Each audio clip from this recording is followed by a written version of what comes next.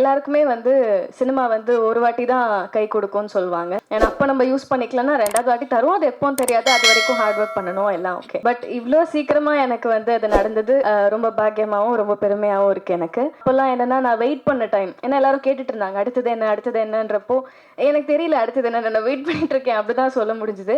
ஏன்னா நிறைய கனவுகளோட ஈவன் சத்யா மாதிரி நிறைய பேர் வந்துட்டு இருக்காங்க. காத்திருந்தே உனக்குத்தான்